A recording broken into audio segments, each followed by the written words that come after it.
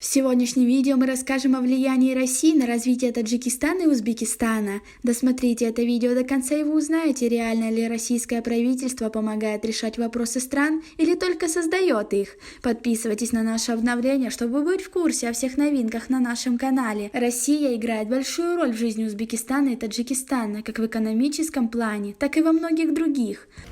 Россию и Таджикистан связывают отношения стратегического партнерства и союзничества, которые поступательно развиваются на основе традиций дружбы и взаимного уважения.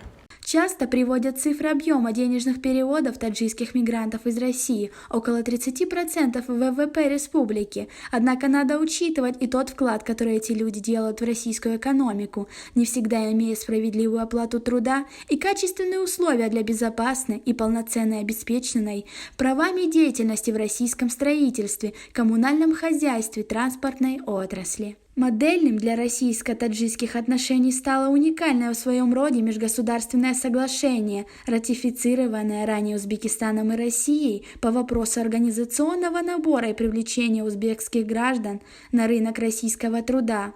Нужно понимать, что России нужны не чернорабочие, а квалифицированные специалисты, профессиональная и разноплановая подготовка, которая должна начинаться со школьной скамьи.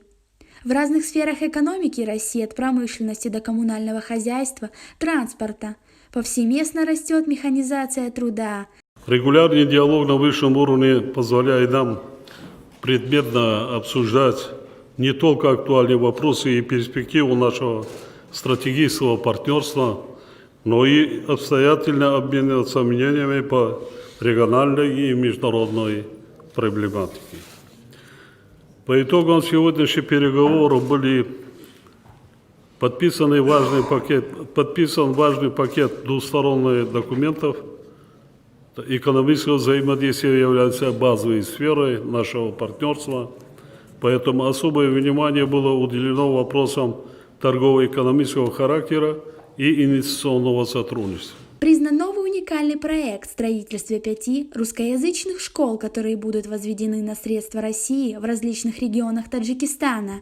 Как вы относитесь к России? Свои ответы пишите нам в комментарии под этим видео. Российские проекты модернизации не обладают в Таджикистане прежней монополией. Кроме влияния КНР в сфере горной металлургии и финансах, здесь присутствуют интересы Индии, Японии, некоторых стран Евросоюза. Иными словами, Душанбе имеет возможность выбирать в плане модели реформ и в плане технологий. Москве, в свою очередь, необходимо находить баланс интересов и координировать условия в точках взаимодействий. Например, инвестиции КНР в алюминиевую промышленность Таджикистана увеличивают объем закупок российского глюнозема и дополнительного оборудования.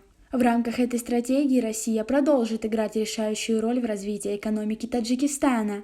На этом у нас все. Оцените наше видео подпиской и лайком.